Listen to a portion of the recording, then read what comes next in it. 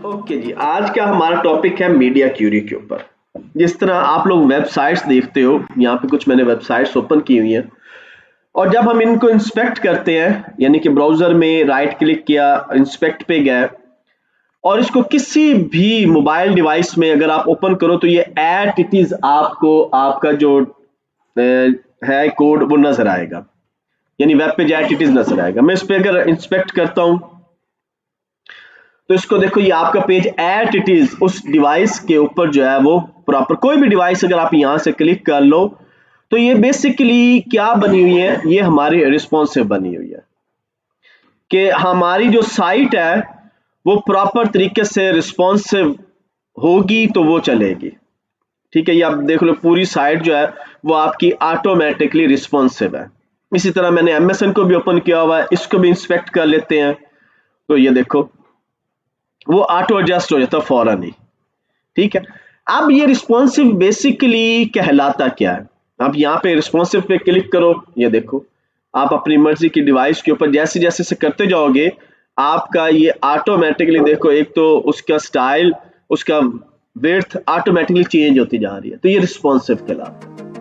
ठीक है, इसको आप ये देखो, ठीक है, हर लेवल के ऊपर आपको ये डिफरेंट इसका व्यू आएगा। अब ये व्यू जो है ये कैसे बनता है? इस चीज का नाम है मीडिया क्यूरी। HTML CSS के अंदर 1 2 तक अगर हम बात करें तो इसको पूरा कहा जाता था मीडिया क्यूरी, लेकिन 3 के अंदर अब ये सिर्फ मीडिया रह गया, यानी जो इसकी कमांड है इसको लगाने के लिए वो सिर्फ और सिर्फ मीडिया कमांड है। उससे पहले मीडिया क्यूरी लगती थी। तो स्टार्ट करते हैं उसी तरह से, हम लोग एक नया अपना फोल्डर बनाते हैं और उस फोल्डर के अंदर जाके हम लोग मेरा मुस्तकबिल, यहाँ पे एक न्यू मैं फोल्डर बना लेता हूं, माय मीडिया एग्जाम्पल, और इसके अंदर मैं क्या करता हूं, एक सिंपल फोल्डर बना लेता हूं अपना सिर्फ स्टाइल का, स्टाइल शीट, क्योंकि हम CSS लिखेंगे और साथ में इसको जो है वो अप्लाई करेंगे। इसको ओपन विद हम कोड कर लेते हैं। कोड करने के बाद हम अपनी एक फाइल जो है HTML की वो सिंपल यहां पे क्रिएट करते हैं, index.html, और साथ में ही मैं एक CSS की फाइल जो है वो भी क्रिएट कर लेता हूं, media style.css, एंटर।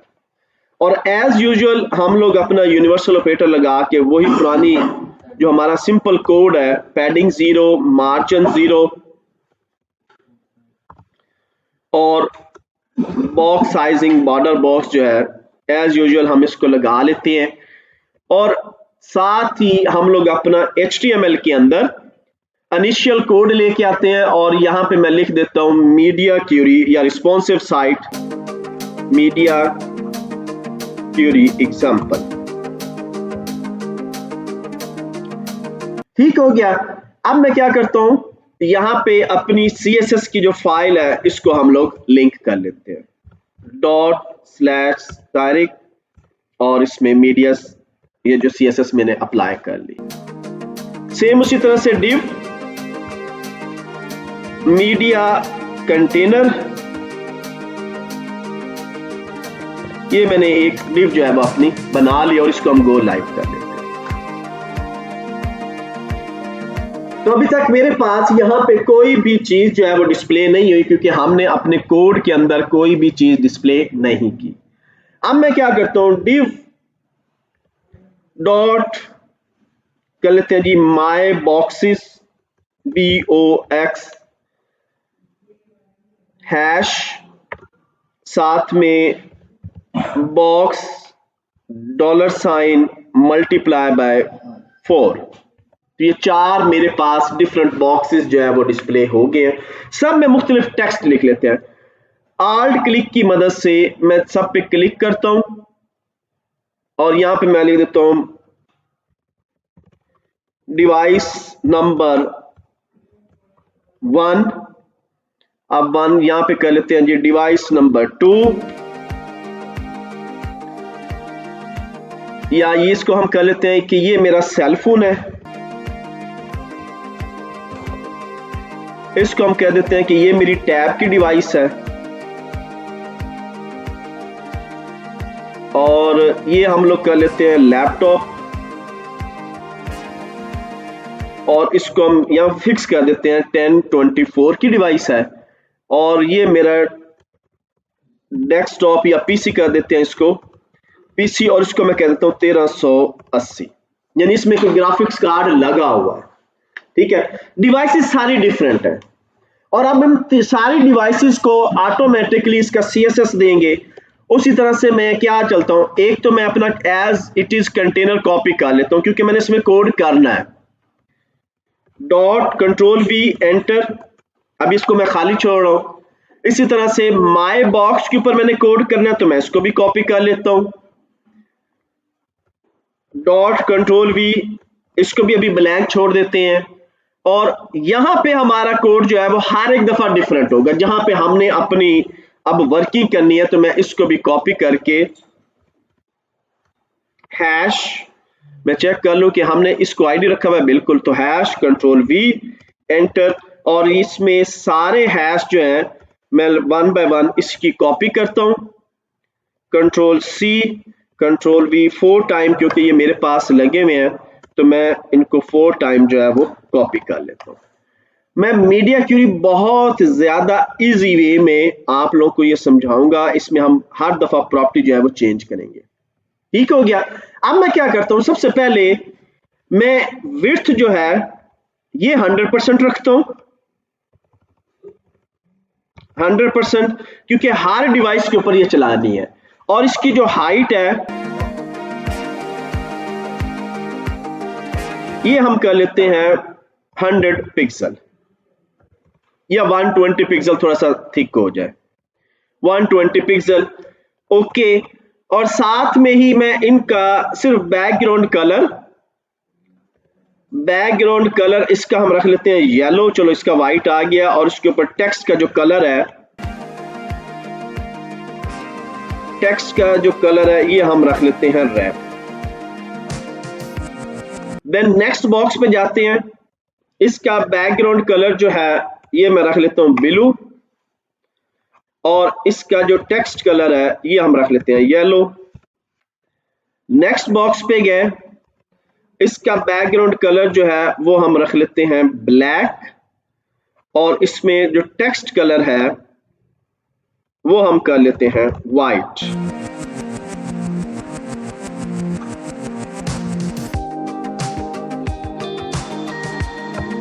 वाइट हो गया एक बॉक्स का कलर। यहां पे हम बैकग्राउंड कलर जो है वो दे देते हैं येलो, और इसके ऊपर जो टेक्स्ट हम लिख लेते हैं वो कर देते हैं ग्रीन।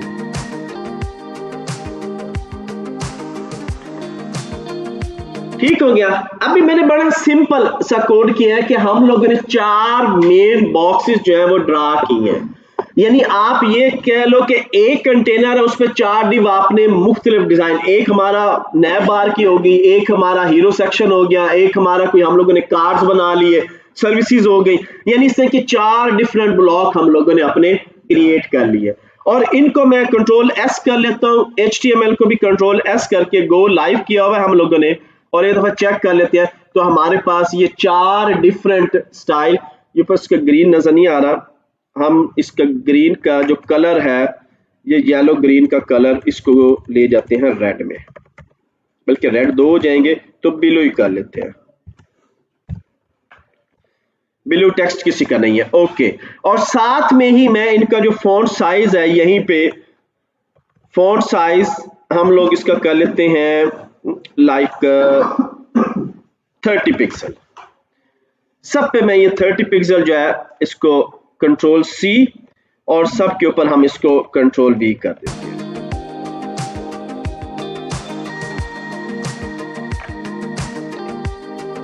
ठीक है, अब सब पे ये नजर आ रहा है, और इन सब की टेक्स्ट अलाइनमेंट जो है वो भी क्या कर लेते हैं, वो भी सेंटर करते हैं, टेक्स्ट अलाइन जो है ये सेंटर हो जाए, चेक कर लो टेक्स्ट लाइन सेंटर है। और इसी तरह से इसी को कॉपी करते हैं, और सब पे मैं अप्लाई कर देता हूं।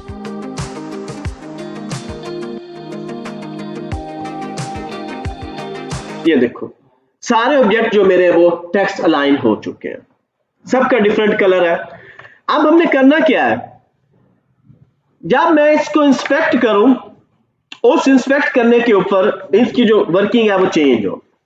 तो मैं यहां पे आता हूं, इंस्पेक्ट किया इसको, अभी देखो अभी आपके पास एट इट इज कोई वर्किंग जो है वो नहीं हो रही।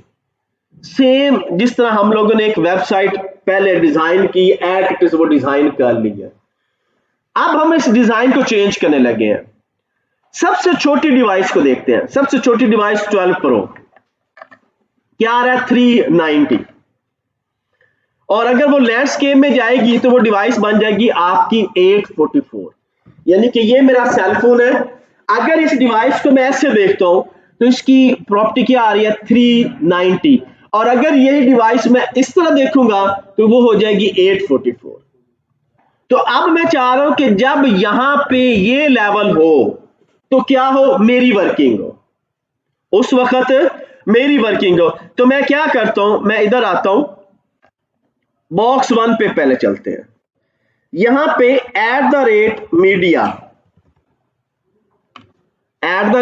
@मीडिया स्पेस ओनली स्क्रीन के मीडिया चलाना है, जो स्क्रीन अब आए सिर्फ उसी के ऊपर। आपकी मर्जी, आप इस ओनली को डिलीट कर दो, कोई टेंशन नहीं है, आपकी मर्जी, आप इस ओनली को डिलीट कर दो। लेकिन मैं रखता हूं क्योंकि हम लोगों ने जो रिस्पॉन्सिव, प्रॉपर रिस्पॉन्सिव करना है उसमें ये चलाना है। क्या एंड क्या करो, मैक्स विड्थ,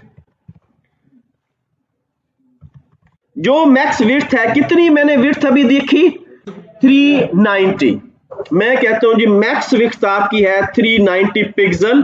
तो क्या करो, अब हम इसको बताते हैं कि हम लोग इस पे करना चाह रहे हैं क्या, कि बॉक्स 1 को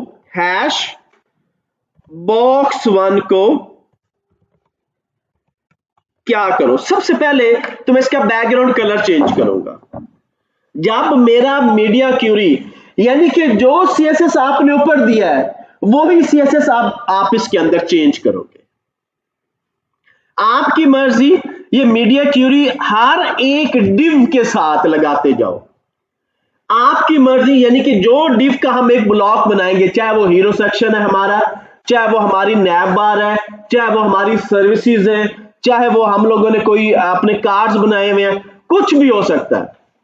अगर तो कार्ड बने हुए हैं तो उसमें फ्लेक्स रैप लगा दो आंखें बंद करके, वो ऑटोमेटिकली जैसे डिवाइस का साइज चेंज होगा वो रैप होगा, वो कॉलम में खुद ही हो जाएगा। या यहां पे आके आप उसकी वैल्यू चेंज कर दो, कॉलम डायरेक्शन जो है यानी फ्लेक्स डायरेक्शन कॉलम कर दो, कि जैसे ये साइज हो वो क्या हो जाए, रो से कन्वर्ट हो जाए कॉलम के अंदर। आगे चल के मेरा प्लान है कि जेएस स्टार्ट करने से पहले हम लोग पूरा रिस्पॉन्सिव टाइप एक पूरी टेम्पलेट डिजाइन करें। मेरा प्लान ये है कि कल हम लोग जेएस नहीं स्टार्ट करते, जेएस का इंट्रो कर लेंगे, लेकिन एक पूरा रिस्पॉन्सिव टाइप टेम्पलेट बना ले, ताकि वो जब डिवाइस पे आए, किसी भी वो डिवाइस पे चले, वो आपकी साइट, वो जो टेम्पलेट बना हुआ है आपका, वो फुली रिस्पॉन्सिव हो। ठीक है, तो अब मैं इसको करता हूं, मैं क्या कहता हूं कि मैं कहता हूं बैकग्राउंड कलर जो है वो चेंज हो जाए, वो इसका जो येलो था अब वो हो जाए एक्वा, साथ में इसका जो टेक्स्ट का कलर है वो हो जाए ब्लैक। अगर वो ब्लैक हो तो साथ में ही मैं कह रहा हूं वो क्या हो जाए, उसको टेक्स्ट शैडो भी लगा देते हैं। Text shadow 3 pixel 3 pixel 5 pixel RGBA और साथ में 0,0,0,0.06 कर देते हैं, ये हो जाए। और साथ में इसका जो बॉर्डर है वो हो जाए 2 पिक्सल सॉलिड, और इसको हम सॉलिड के साथ दे देते हैं जी ब्लैक कलर ही दे देते हैं। ठीक हो गया। और साथ में मैं कह रहा हूं कि बॉर्डर रेडियस जो है वो इस पे अप्लाई हो जाए, बॉर्डर रेडियस 30 पिक्सल। ये मैंने बॉक्स 1 को किया है, और बाकी जो बॉक्सेस हैं उनको क्या कर दो, बाकी कोई भी बॉक्स डिस्प्ले ना हो। मैं फिलहाल ये लगाने लगा हूं, बाकी बॉक्सेस जो है बॉक्स 2 इसको कर देते हैं डिस्प्ले नन। मैं कॉमा करके यहां पे बाकी भी करता हूं, hash box 3 comma hash box 4, बल्कि बॉक्स 4 की प्रॉपर्टी हम चेंज करेंगे, 2 और 3 जो है ये डिस्प्ले नन हो जाए, डिस्प्ले नन। लेकिन बॉक्स 4 जो है हैश बॉक्स 4 इसमें चेंजेस आए। अभी देखो कि हमने बॉक्स 4 में क्या लगाया हुआ है, बॉक्स 4 में जाते हैं, बॉक्स 4 का ब्लैक कलर है और ये वाइट है टेक्स्ट। तो मैं यहां पे कह रहा हूं कि जब ये वैल्यू हो तो बैकग्राउंड कलर बॉक्स का क्या हो जाए, वो येलो हो जाए, येलो ग्रीन। टेक्स्ट का कलर जो है वो यहां पे ब्लैक हो जाए वहां पे क्योंकि वाइट चल रहा है, और साथ में ही बॉर्डर जो है वो इसका हो जाए 4 पिक्सल सॉलिड में, या इसको डबल कर देते हैं, डबल में और रेड कलर में। तो मैंने क्या किया, जब ये मेरे पास वैल्यू आएगी 390 पिक्सल तो मेरी CSS चलनी चाहिए बॉक्स 1 के ऊपर। हत्ता कि मैंने लगाया मीडिया क्यूरी कहां पे है, बॉक्स 1 के नीचे लगाया हुआ है, लेकिन इस बॉक्स 1 के साथ मैं बॉक्स 4 को भी कवर कर रहा हूं। मैंने कंट्रोल S किया, आपने इधर आए, ओके जी, वापस रिस्पॉन्सिव में चलते हैं। अब ये मेरा लेवल है, अब हम क्या करते हैं, वापस 390 पे चलते हैं।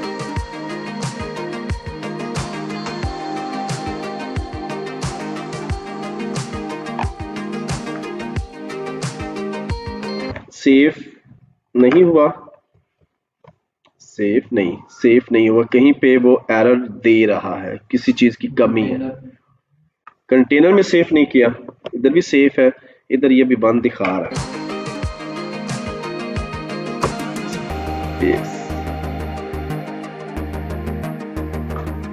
यहाँ पे 12 प्रो ठीक है, लेकिन क्या चीज दिखा रहा है, ये दोनों डिस्प्ले नहीं होने चाहिए, अभी भी 1 दिखा रहा है, ऊपर एरर है। ये डिस्प्ले इसको कर देते हैं फ्लैक्स, अब होगी, ठीक हो गया। क्या हुआ, 390 पे चेंजेस सारी आ गई हैं, लेकिन क्या चेंजेस नहीं आई,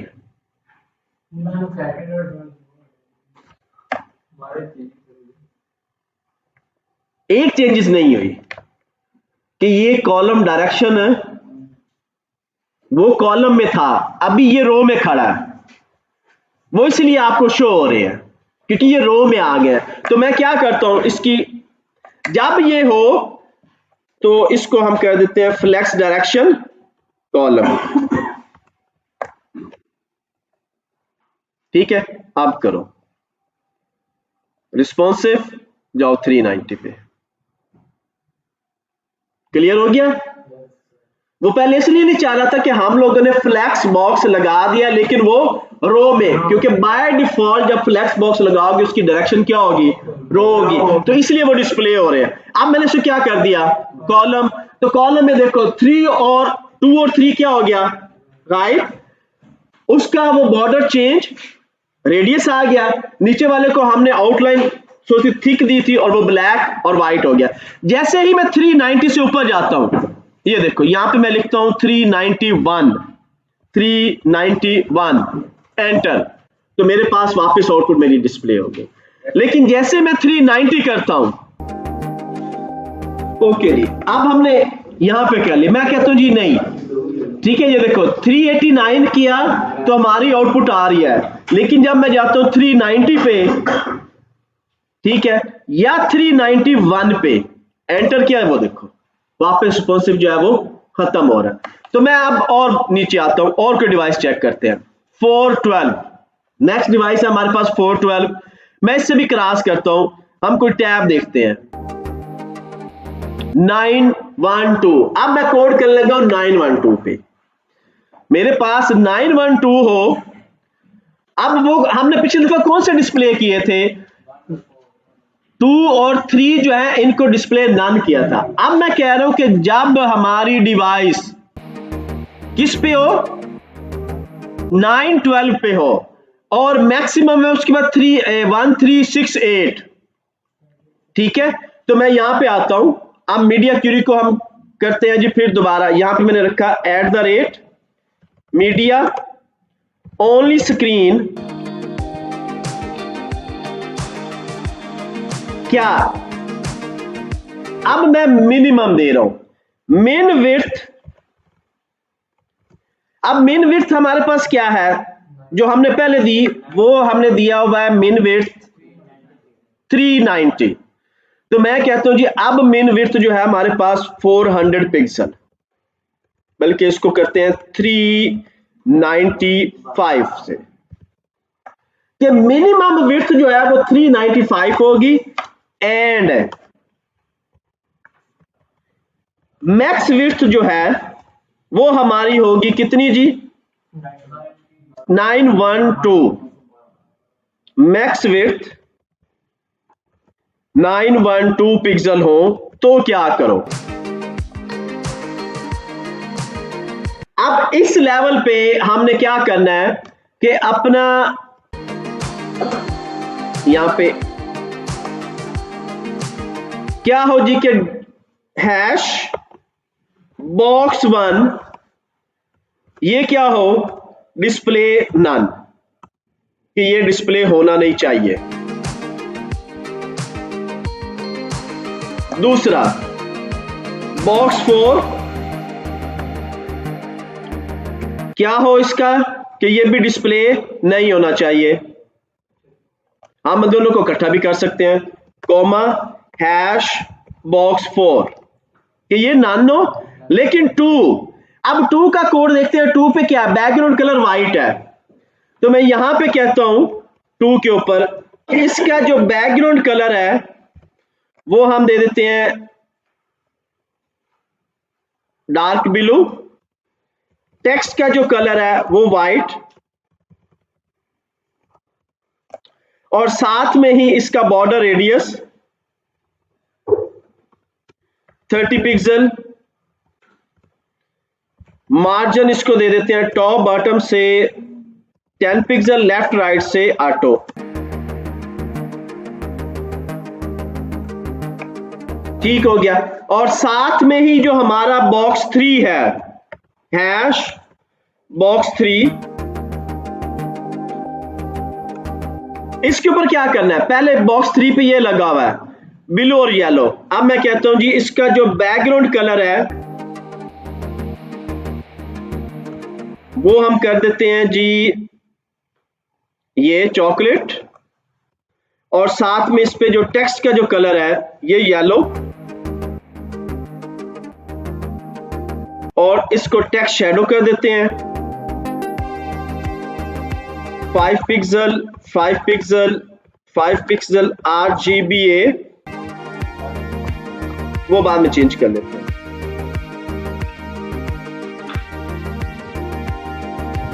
कंट्रोल S, और साथ में ही हम इसको दे देते हैं border 5 pixel solid black, control S, ठीक है, कंट्रोल S किया मैंने। अब मेरे पास यहां पे देखो एक रेंज आ गई, बल्कि इसकी बजाय हम डायरेक्ट 755 टैब की वैल्यू ले लेते हैं।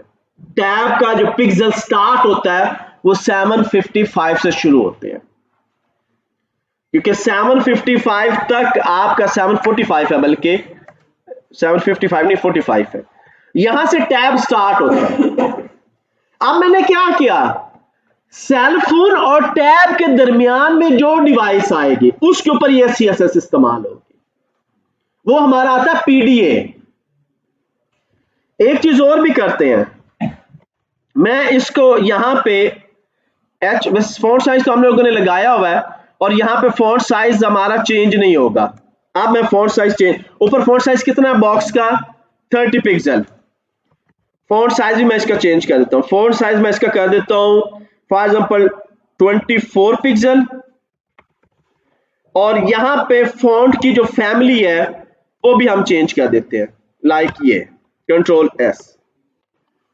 सिंपल सीएसएस के अंदर मैंने कोई फॉन्ट फैमिली नहीं लगाई, लेकिन जब मैं उसकी सीएसएस कर रहा हूं तो वहां पे मैं फॉन्ट फैमिली को अप्लाई कर रहा हूं। यानी कि मीडिया क्यूरी के अंदर जो सीएसएस आप लिखोगे वो जो डिवाइस होगी उस डिवाइस पे वो काम करेगा।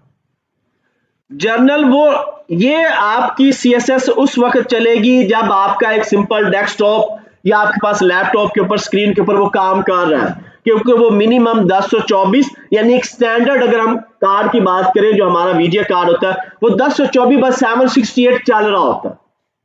अगर 2 GB आप उसके अंदर कार्ड लगा लेते हो तो 1368 बाय समथिंग वो चल रहा होता है। 4 GB पे उसकी रेजोल्यूशन और ज्यादा होगी। तो साइट क्या होगी, स्टैंडर्ड जो है 1024 मल्टीप्लाई बाय 768 उस पर तो वो चलेगी, लेकिन अब हमारे पास आ गया टैब, पीडीए, सेल फोन, तो मैं चाहता हूं मेरी साइट उस पर भी चले। तो उसकी जो भी वर्किंग है हमने उस वर्किंग को यहां पे कंट्रोल करना है अपने मीडिया क्यूरी के अंदर। यानी हमने साइज डिफाइन किए, कंट्रोल एस किया, अब मैं व्यू करता हूं।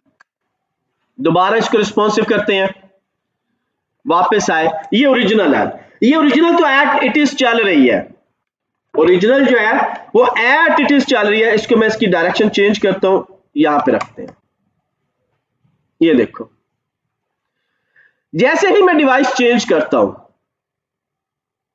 अभी देखो कितना आ रहा है 3723। अब हम चेंज कर रहे हैं,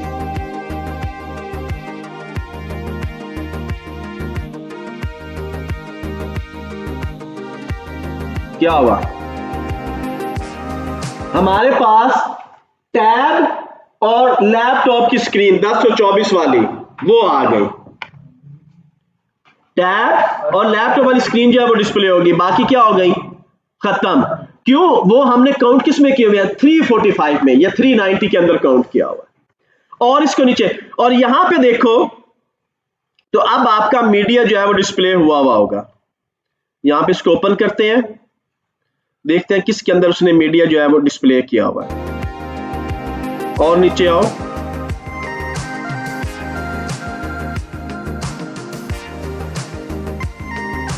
अब हमने क्या करना है, 3 पे जाना है। ये देखो फर्क पड़ गया, दोनों डिवाइस डिस्प्ले हो रही हैं, ठीक है। यहां पे कौन सी डिवाइस आ रहा है, एक पीसी आ रहा है और एक आईफोन आ रहा है, जबकि यहां पे एक आपके पास टैब है और दूसरा आपके पास लैपटॉप। तो इस तरह से हम लोग अपनी रिस्पॉन्सिव को जो है वो कैलकुलेट करते हैं। सेम जो भी वेबसाइट आप ओपन करोगे, यहां पे देखो फॉर एग्जांपल हम लोगों ने उसी तरह से याहू को ओपन किया, याहू को मैंने ओपन किया, अब मैं इसको इंस्पेक्ट करता हूं, मैंने इंस्पेक्ट किया, अभी देखो कौन सी डिवाइस चल रही है, यानी सिंपल रिस्पॉन्सिव चल रहा है। जैसे जैसे मैं इसको बढ़ाता जा रहा हूं, आप देखो आपकी वैल्यू के अंदर जो स्क्रीन का डिस्प्ले है उसमें चेंजेस आती जाएंगी। अब ये हमारी जो लैपटॉप की स्क्रीन है उससे बढ़ चुका है, इसलिए वो ब्लैंक आना शुरू हो गया इधर से और इधर से। अगर मैं इसको करता हूं बंद, आप देखो रिस्पॉन्सिव, इसको जरा कम करते हैं, ठीक है। अब अपने डिवाइसेस पे आ जाते हैं प्रॉपर। 12 प्रो पे देखो, देखो 12 प्रो पे पूरी स्क्रीन जो है वो आपकी डिस्प्ले हो रही है, देख रहे हो। अब ये सारा क्या इस्तेमाल हुआ, फ्लैक्स रैप। मैंने कहा था आप लोगों को कि आप लोग अपने जो हम लोगों ने पीछे जितने भी सैंपल बनाए हैं उनके अंदर क्या इस्तेमाल करोगे, फ्लैक्स रैप करोगे। अब हम क्या करते हैं, अभी भी 1 बाय 1 हम चेक कर लेते हैं, एक एक करके बॉक्स को देखते हैं, क्योंकि मैंने अब बॉक्स क्या किए थे, कुछ डिस्प्ले ऑफ किए हुए थे। अब मैं कहता हूं जी इस कोड को हम करते हैं रिमार्क, यहां पे मैंने किया कंट्रोल स्लैश, और सेम इस कोड को भी करते हैं रिमार्क, ये मैंने इसको भी यहां से रिमार्क किया। हम 1 बाय 1 पे अब आते हैं। सबसे पहले बॉक्स 1 मैं इसकी मीडिया क्यूरी लगाता हूं, @media ओनली स्क्रीन, बल्कि अब हम डायरेक्ट इस पे आते हैं। मैक्स विड्थ, मैक्सिमम जो विड्थ है हमारे पास वो है जी फॉर एग्जांपल 345 पिक्सल। तो क्या करो, बॉक्स हैश बॉक्स 1, इसका जो बैकग्राउंड कलर है ये कर दो आप ग्रीन, और इसका जो टेक्स्ट कलर है, मैं भी और कुछ नहीं करने लगा, और इसका जो टेक्स्ट कलर है ये कर दो वाइट। और बाकी जितने बॉक्सेस हैं hash box 3 comma hash box 4 comma hash box 5 2 3 and 4 2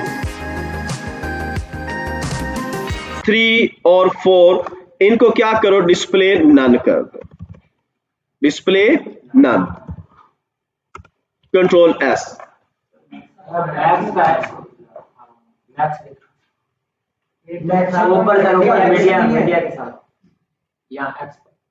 max तो वो तो जब एरर आएगा पता चल जाएगा। ठीक हो गया। अब मैं अभी देखो बाकी सारे बॉक्सेस अपना काम कर रहे हैं, लेकिन जर्नल क्यूरी किस पे लगी हुई है? बॉक्स 1 पे नहीं लगी हुई, क्यूरी आपकी लगी हुई है जर्नल, ये जर्नल क्यूरी है। जब भी मीडिया क्यूरी, ये चाहे यहां पे लगाओ, कंट्रोल एक्स किया मैंने, या बिल्कुल नीचे आ जाओ एंड पे, यहां पे लगा लो। मैं यहां पे इसका वो दे देता हूं जी, फॉर मीडिया क्यूरी कोड, ये लो। अब यहां से जितना भी कोड नीचे लिखेंगे वो सारा मीडिया क्यूरी के लिए होगा। ये जरूरी नहीं है, मैंने आपको पहले बताया कि आप डिव के सेक्शन 1 बाय 1 के साथ कोड लग लो तो भी आपकी मर्जी, बिल्कुल एंड लिस्ट पे चले जाओ और नीचे जाके कोड कर लो तो भी आप लोगों की मर्जी, इसकी अलग फाइल बना लो तो भी आप लोगों की मर्जी। ठीक है, तो कंट्रोल एस करते हैं। अब ये बिल्कुल बॉटम पे लगा हुआ है, अप्लाई करके देखते हैं।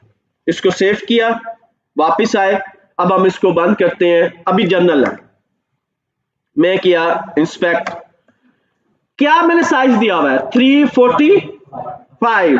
345 जब मैक्सिमम विड्थ होगी तो क्या होगा देखते हैं जी। 345 में यहां पे डायरेक्ट लिख देता हूं, रिस्पॉन्सिव 344। क्या हुआ, बाकी सारे डिस्प्ले नन हो गए, और क्या आ गया, उसका कलर भी चेंज हो गया और उसके डिवाइस जो सेल फोन थी वो भी डिस्प्ले हो गए। अब मैं कहता हूं कि मैं क्यूरी पे चेंज करने लगा हूं, तो मैंने अभी देखो ऊपर करवाया ओनली स्क्रीन के साथ। मीडिया क्यूरी की 4 डिफरेंट टाइप्स है। जो सबसे ज्यादा इस्तेमाल होती है वो स्क्रीन, क्योंकि हम लोगों ने अपनी वेबसाइट को स्क्रीन के ऊपर व्यू करना है। वैसे एक इसकी है प्रिंट, अगर आप अपना कोड प्रिंट करना चाह रहे हो, अपनी साइट को प्रिंटर पर रखना चाह रहे हो, फिर मीडिया क्यूरी यहां पे आ जाएगा प्रिंट, स्क्रीन नहीं आएगा। अब जो नबीना लोग होते हैं, ब्लाइंड लोग होते हैं, उनके लिए जो साइट है वो क्या होता है, वाया स्पीच। तो एक मीडिया क्यूरी क्या है, स्पीच के साथ, प्रिंट, स्पीच और स्क्रीन, इन 3 के ऊपर कोड होता है। लेकिन वो डिपेंड कर होता है, ज्यादातर जो कोड है वो स्क्रीन के साथ है। अब ये देखो यहां पे मैंने ओनली स्क्रीन लिखा हुआ है, ये इसका सिंटैक्स है, ये रूल के मुताबिक है। लेकिन यहां मैं रूल भूल गया हूं, यहां पे मैंने ओनली स्क्रीन नहीं लिखा, कुछ भी नहीं लिखा, मैंने कहा मीडिया क्यूरी चला दो, किस मैक्सिमम जो विड्थ है वो 345 पे हो। अब मैं नीचे आता हूं, मैं दोबारा चलाता हूं मीडिया क्यूरी। मीडिया इसके लिए जी मैक्स विड्थ कितने पिक्सल, 800 या 800 पिक्सल पे 768 होता है, 768 जो स्टैंडर्ड इसकी विड्थ है। अब मैं इस पर लगाने लगा हूं, क्या मैं चाहता हूं कि जो बॉक्स है मेरा हैश बॉक्स जो 4 है, इसका जो बैकग्राउंड कलर है वो हो जाए, यहां से कोई भी कलर दे देते हैं, डार्क ब्लू। टेक्स्ट का जो कलर है, अब इसमें जितना भी टेक्स्ट होगा वो सारा ये, और इसकी जो फॉन्ट फैमिली है उसके ऊपर हम टाइम न्यू रोमन, और साथ में इसका जो टेक्स्ट का शेडो है, शेडो को रहने देते हैं, टेक्स्ट ट्रांसफॉर्मर अपर केस कर देते हैं, इसके अंदर जो टेक्स्ट लिखा हुआ है वो कैपिटलाइज हो जाए। ये मैंने किया, और अब मैं क्या करता हूं, बाकी जो बॉक्स है बॉक्स 2 कॉमा बॉक्स 3 जो है हैश बॉक्स 3 जो है ये क्या हो जाए, डिस्प्ले नन हो जाए। बॉक्स 1 अभी रखा हुआ है, ठीक है, कंट्रोल एस। अब मुझे यहां पे बताओ बॉक्स 1 का कलर कौन सा होगा जी? बॉक्स 1 का कलर वही रहेगा जो हमने बॉक्स 1 को एज CSS अप्लाई किया हुआ है। मीडिया क्यूरी उस पर अप्लाई नहीं होगी।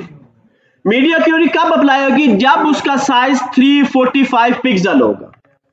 अब अगर हम आ जाते हैं बॉक्स 4 के ऊपर, तो जर्नल में बॉक्स 4 का कलर जो है वो ब्लैक एंड व्हाइट है, जनरल यही रहेगा। लेकिन जब उसके ऊपर आएगा पिक्सल 768 देन उसका कलर जो है वो चेंज होगा। तो चेक करते हैं, कंट्रोल एस किया, अभी जर्नल में चलते हैं। जर्नल हमारा यही है, मैंने अभी सिर्फ 2 पे क्यूरी जो है वो लगाई हुई है। अब मैं आता हूं, पहला है मेरे पास 768, मैं लिखता हूं 769, एंटर। कोई फर्क हुआ नहीं।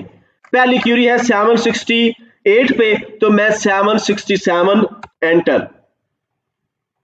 तो मेरे वो जो 2 और 3 था वो डिस्प्ले नन हो गया, और बाकी 2 डिवाइसेस जो है वो डिस्प्ले एट इट इज है। लेकिन अब जब मैं करता हूं 345, तो क्या ये ब्लॉक रहेगा? नो। एंटर किया तो ये भी हमारे पास जो है वो खत्म हो गया 744 पे। 45 पे तो रहेगा ना, 1 पिक्सल पे तो वो रहेगा। 45 से जब नीचे जाएगा तो डिस्प्ले नन है, तो मैंने उसको किया 344, तो वो हमारा डिस्प्ले नन में जो है वो चला गया। यहां तक किसी का कोई क्वेश्चन है मीडिया क्यूरी के लिहाज से तो वो पूछ सकता है। मीडिया क्यूरी में यही है कि जो CSS आपने ऊपर अप्लाई की है, अब आपने उस CSS को अपनी डिवाइस के मुताबिक जो है वो लेके आना है। अगर ऊपर डिस्प्ले डायरेक्शन कॉलम है, अगर अब यहां पे एक और चीज भी कर लेते हैं, ऊपर आते हैं टॉप पे, मैंने इसको डायरेक्शन नन कर देता हूं, तो बाय डिफॉल्ट अब क्या चलेगा, रो चलेगी। मैं कहता हूं जब ये इस लेवल पे आए तो क्या हो जाए, कॉलम में कन्वर्ट हो जाए। अभी आप देखो, इसको अब लेके आओ, क्या चल रहा है, वही चल रहा है, रो ही चल रही है ना, क्योंकि बाय डिफॉल्ट रो है। लेकिन मैं जब यहां पे, लेकिन अब यहां पे कॉलम और रो का नहीं पता चलेगा, क्यों? हम इसकी विड्थ चेंज करते हैं। मैं विड्थ अब इसकी कर देता हूं 100 पिक्सल, या इसको भी 120 पिक्सल कर लेते हैं, 120 पिक्सल। अब पता चलेगा, क्योंकि अब ये क्या बन गया, ब्लॉक्स बन गए। पहले क्या था, विड्थ 100%, जो भी डिवाइस हो उस डिवाइस के ऊपर 100% विड्थ के साथ वो काम करेगा। अब नहीं करेगा। अब देखो, क्लियर हो गया। यहां पे तो हमारा CSS लगा हुआ ना। अब मैं क्या करता हूं, मैं कहता हूं नहीं, जैसे ही ये यहां पे हो तो ये क्या हो, डिस्प्ले डायरेक्शन चेंज हो जाए, ये आए नीचे आए। यहां पे मैंने इनको नन किया हुआ है, मैं कहता हूं नहीं, नन नहीं करना, इस सब को कट करते हैं। मैं यहां पे कहता हूं कि डिस्प्ले और वो जो फ्लेक्स की डायरेक्शन है वो हो जाए कॉलम। फ्लेक्स कहाँ पे लगाया फ्लेक्स हम लोग, ये इसकी फ्लेक्स डायरेक्शन कॉलम, बल्कि इसको रैप कर दो, कॉलम की जगह रैप ही बेहतर है, रैप।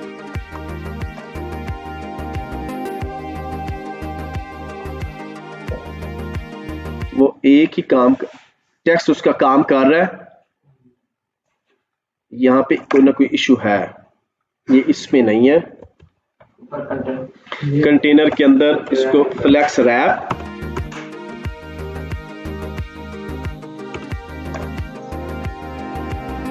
हाँ जी अब हो गया, ठीक है। तो हम लोगों ने सीखा इसे किस में कन्वर्ट कर देना है, फ्लेक्स रैप के अंदर, और नीचे डायरेक्शन क्या दे दी है जाके, जब उस लेवल पे आए तो ऑटोमेटिकली किस में चला जाए, कॉलम के अंदर, उसकी डायरेक्शन क्या हो जाए, कॉलम हो जाए।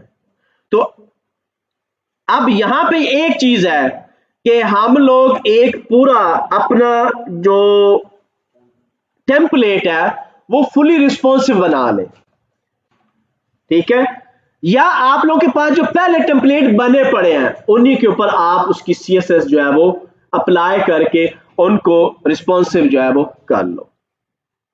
क्या हमारा वो जब भी आपकी वेबसाइट के ऊपर कोई एक्शन परफॉर्म होना है, जब भी, मिसाल के तौर पे मैं यहाँ पे एक मेरे ही बहुत अच्छे उस्ताद भी हैं, कुलीग भी हैं, दोस्त भी हैं, यूनिवर्सिटी फेलो भी हैं, उन्होंने अब अपना इदारा बनाया साइबर विंग, cyberwing.com। मैंने एंटर किया, इसी की साइट ओपन कर लेते हैं।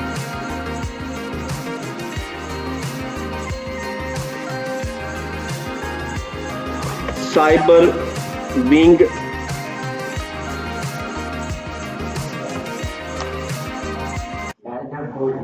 एक मिनट गूगल पे देखते हैं इसको, उनकी साइट CYBER साइबर विंग पहले नंबर पे ही है, साइबर विंग। अच्छा cyberwing.pk, ये देखो ये साइट इस वक्त आप देख रहे हो। इस साइट के अंदर जैसे ही मैं माउस अपना यहां पे लेके जाता हूं, ये देखो, ये देख रहे हो, ये कुछ पॉइंट्स जो है वो आपस में मिल रहे हैं, ठीक है, ये पॉइंट जो है ये आपस में मिल रहे हैं। ये देखो, ये काम जितना भी है ये जावास्क्रिप्ट का, JS का काम है। तो JS के अंदर आप अपनी एनिमेशंस लगा सकते हो। साथ ही में यहां पे आता हूं, फॉर एग्जांपल www.w3school, वहां पे हम जाते हैं। मैंने आपको कहा था कि हाउ टू, अब हाउ टू का काम आगे आने वाला है। यहां पे ये स्लाइडर देखो, जब मैं स्लाइडर के ऊपर क्लिक करता हूं तो पिक्चर चेंज होती है। ये काम किसका है, JS का काम है। मैं नीचे आता हूं, एक दो स्लाइडर और पड़े हुए हैं,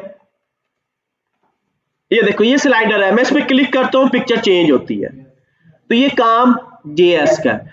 अब इसमें देखो एक्चुअली JS करता क्या है, JS ये करता है कि जो इवेंट हैंडलिंग है, अब मेरा माउस है ना, माउस के 3-4 इवेंट है, जैसे माउस ओवर, तो देखो माउस ओवर के ऊपर क्या लगा हुआ है, आपकी पिक्चर पहले बना रहा है, जैसे इसके ऊपर माउस ओवर होता है वो क्लियर हो जाती है।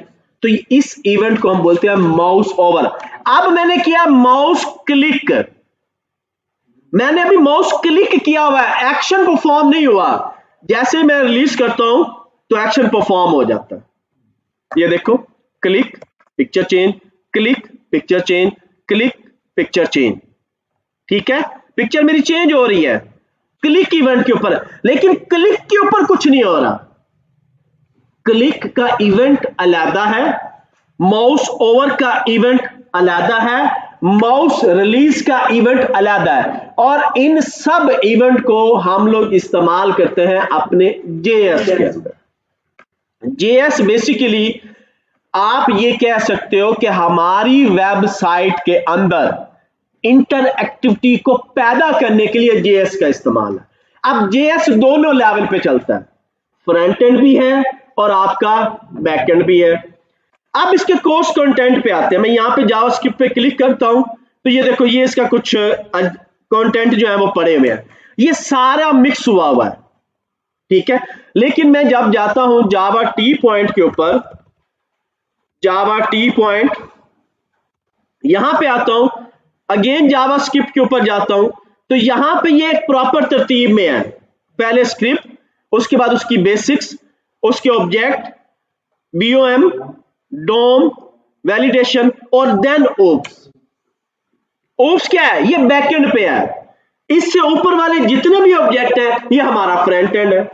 कुछ वेबसाइट्स में आपने देखा होगा कि आपके पास मोर, रीड मोर का बटन लगा होता है, आप रीड मोर पे क्लिक करते हो, बेसिकली क्या, आपने इवेंट फायर किया तो वो टेक्स्ट और नजर आ जाता है। आप फिर आ जाता है शो लेस, आप शो लेस पे क्लिक करते हो, वो टेक्स्ट आपका काम हो जाता है। तो ये सारा काम किस में होता है? जेएस के अंदर। जो जेएस जो है वो हमारा इवेंट हैंडलिंग को और एनिमेशन को इस्तेमाल करने के लिए किसी भी वेबसाइट के अंदर हम लोग जो है वो इसका इस्तेमाल कर सकते हैं। अब रहा जेएस का, सबसे पहले हम इसका इंट्रो पढ़ने की जरूरत नहीं है, हमें थ्योरेटिकली काम सिर्फ उतना इसका थ्योरेटिकली पढ़ो जितना आपको इंटरव्यू में जरूरत है। मैं डायरेक्टली इसके सिंटैक्स पे आता हूं। अब जिन स्टूडेंट ने सी पढ़ी हुई है, सी प्लस प्लस पढ़ी हुई है, उसके लिए बहुत ज्यादा आसान है। यानी वहां पे सी में क्या होता था, हम अपनी आउटपुट डॉस मोड में ब्लैंक स्क्रीन के ऊपर देखते थे, उसको हम बोलते हैं कंसोल। यहां पे भी अगर आपने अपनी आउटपुट कंसोल पे देखनी है तो ब्राउजर का कंसोल है, यहां पे आप इंस्पेक्ट करो और इसके सीधा कंसोल पे चले जाओ। इसको हम इधर रखते हैं डाउन पे, इसको मैं थोड़ा सा ऊपर करता हूं, ये देखो ये दूसरे नंबर पे पड़ा हुआ है कंसोल, ठीक है। अभी कंसोल मेरा ब्लैंक है, अभी मैं यहां पे कुछ टेक्स्ट लिखूंगा। दूसरी ऑप्शन क्या है कि मैं डायरेक्ट कोड अपने पेज के ऊपर लिखूं। अभी समझाने के लिए मैं सिंपल कोड कर रहा हूं, एट इट इज, ये मेरी फाइल है। अब हम यहां पे एक नया फोल्डर क्रिएट करने लगे। मैंने एक फोल्डर बनाया नया और उसका नाम मैंने रखा जेएस, एंटर। जावास्क्रिप्ट के लिए आपको अलहदा से एक फोल्डर बनाने का, चाहे आप जावास्क्रिप्ट के नाम से बना लो चाहे जेएस के नाम से बना लो। अब इसमें हम गए, इसके अंदर मैं एक फाइल बना रहा हूं myscript.js, एंटर। अब जिस तरह हमारी CSS 3 लेवल पे काम करती थी, इनलाइन, एक्सटर्नल और इंटरनल, एट इट इज आपका जो जेएस है ये भी इंटरनल, एक्सटर्नल और इनलाइन पे आप काम कर सकते हो।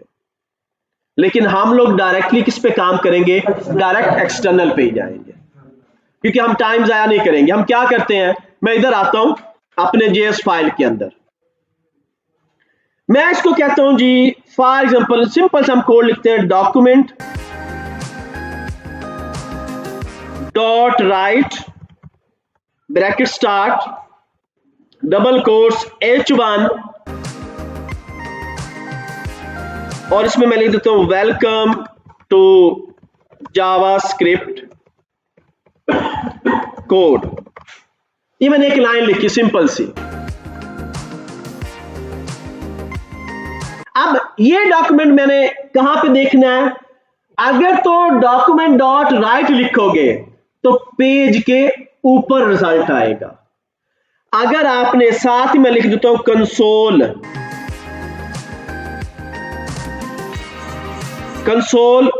डॉट लॉग डबल कोट्स में मैं वही लिख रहा हूं H1, बल्कि मैं इसको यहां से कॉपी करके ला रहा हूं।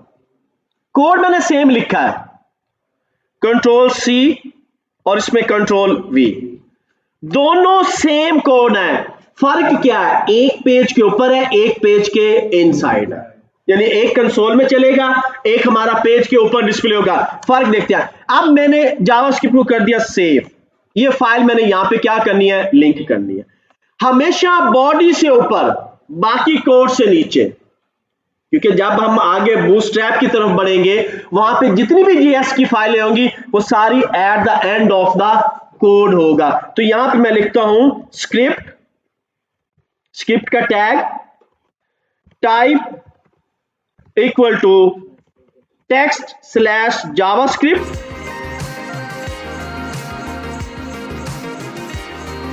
देन सोर्स फाइल कहां से लेनी है, जेएस का फोल्डर,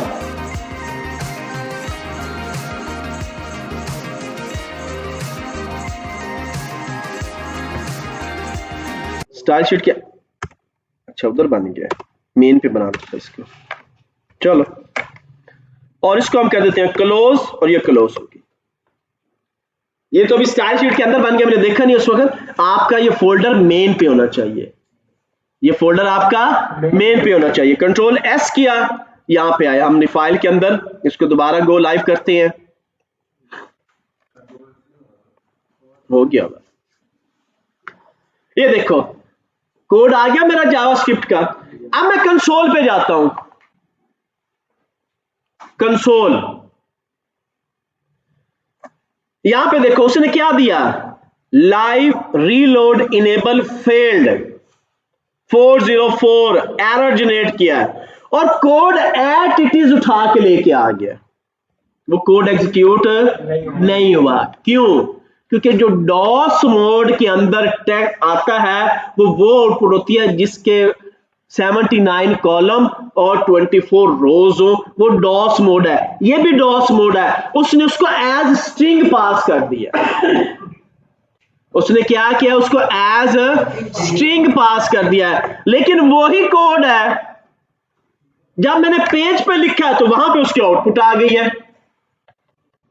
वही H1 जब पेज पे लिखा गया तो उसकी आउटपुट आ रही है, लेकिन वही कोड है जब मैंने कंसोल में पास कराया तो क्या हो गया, वहां पे वो आ गया मेरे पास एज स्ट्रिंग आ गया। वापस आते हैं कोड में, जेएस में आए। अब मैं क्या करता हूं, यहां पे वेरिएबल डिक्लेयर करता हूं, वार। वेरिएबल डिक्लेयर करने के लिए हम लोग यहां पे इस्तेमाल करेंगे वार का कीवर्ड, और मैं से कहता हूं जी my value is equal to 10। Console दोनों पे लिख लेते हैं, डॉक्यूमेंट डॉट राइट,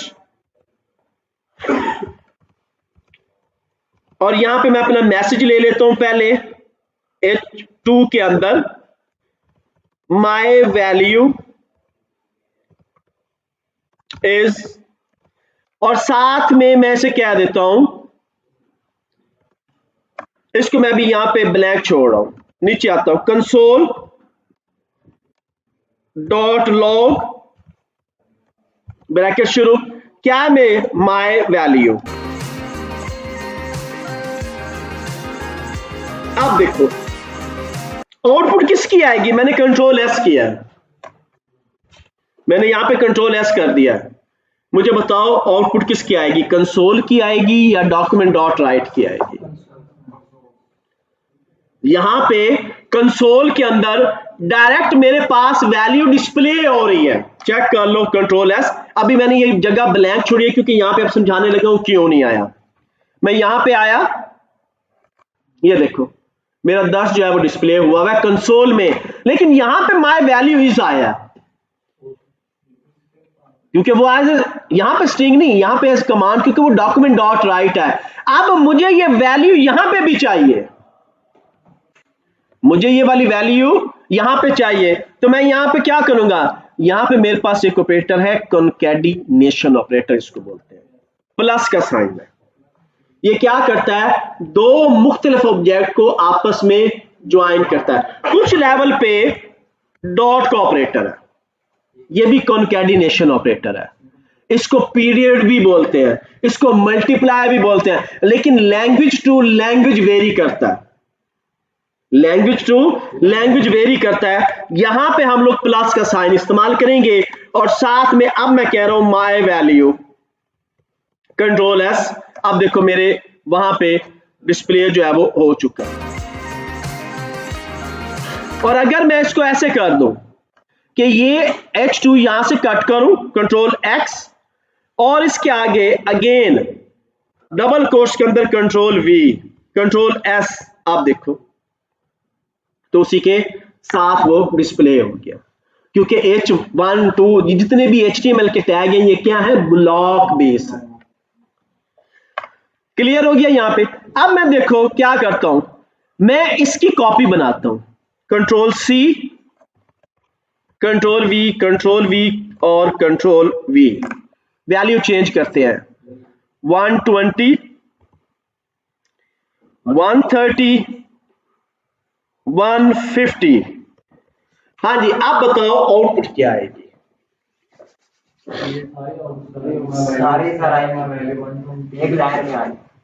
सारी एक लाइन में आ जाएगी। ओके, मैं अब इसको यहां से करता हूं copy, control C, control V, और इसकी भी हम कर लेते हैं copy, control C, control V। अब मुझे बताओ आउटपुट क्या आएगी? फर्स्ट 3 आउटपुट आएगी जी। नेक्स्ट,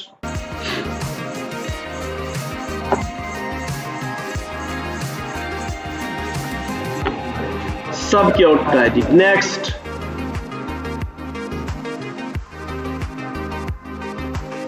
चेक करते हैं किसकी आउटपुट आती है। फर्स्ट 3, चलो मैं इसकी एक कॉपी और कर देता हूं, कंट्रोल C, कंट्रोल V। अब सब की आएगी। ओके, देखते हैं जावास्क्रिप्ट क्या करता है।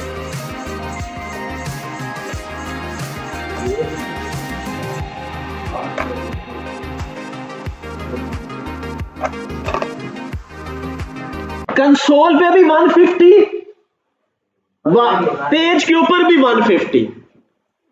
जबकि गौर से देखो यहां पे कोड के अंदर मैंने सारे वेरिएबल जो है उनकी वैल्यू डिफरेंट रखी, लेकिन वेरिएबल का नाम सेम है।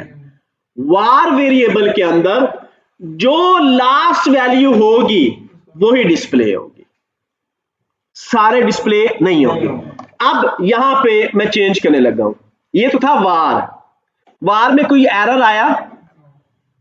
वार में कोई एरर नहीं आया, सेम वेरिएबल डिक्लेयर हुआ। आउटपुट क्या आई?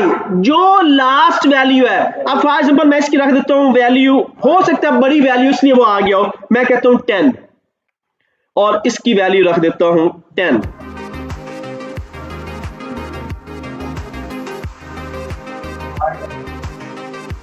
कौन सा वार चलेगा? दोनों की वैल्यू 10 है।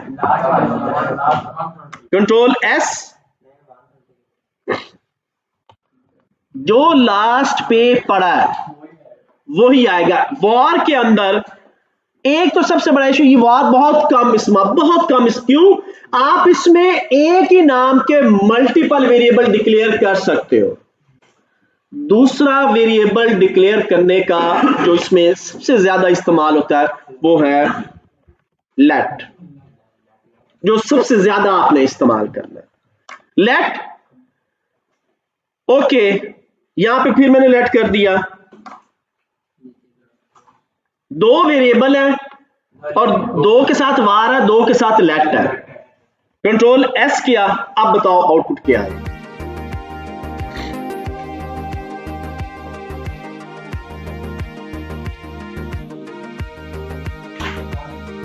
दस आएगा जी। और कोई?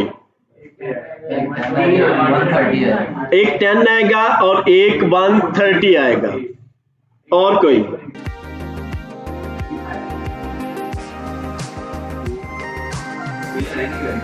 तीन आएगी, कुछ भी नहीं आएगा, एरर आएगा।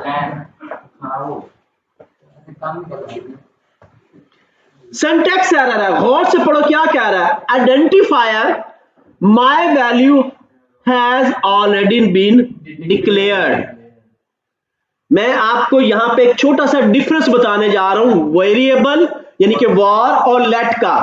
वार की कंडीशन में क्या था, हम सेम नाम के वेरिएबल डिक्लेयर कर सकते हैं, लेकिन अप्लाई वो होगा जिसकी वैल्यू लास्ट पे डिस्प्ले होगी। लेट के अंदर क्या है, जो वेरिएबल एक दफा डिक्लेयर हो गया वो वेरिएबल दोबारा डिक्लेयर नहीं हो सकता, वो एरर जनरेट। तो उसको क्या, देखो मैं इन दोनों को रिमार्क कर देता हूं। मैंने दोनों को क्या किया, रिमार्क कर दिया, कंट्रोल एस कर दिया। अब आउटपुट क्या आएगी, 10 और 120 चेक कर लो, क्योंकि माई वैल्यू ऑलरेडी डिक्लेयर है। हाँ, फॉर एग्जांपल अब मैं इसको चेंज करता हूं, ये देखो मैं इसे कहता हूं वैल्यू 1, कंट्रोल एस। अब हम लोगों ने यहां पे भी 1 और इधर भी 1, कंट्रोल एस। आप देखो 10 और 120, क्योंकि अब वो वेरिएबल डिफरेंट हो गया। तो यहां पे डॉक्यूमेंट के ऊपर अगर आप लोगों ने जावास्क्रिप्ट में लिखना है तो आप लोग इस्तेमाल करोगे डॉक्यूमेंट डॉट वैल्यू, राइट, वो आपके पेज के ऊपर लेके आएगा। और अगर आप लोगों ने कंसोल में यानी बैकएंड पे जाना है तो फिर आप लिखोगे कंसोल डॉट लॉग। क्लियर?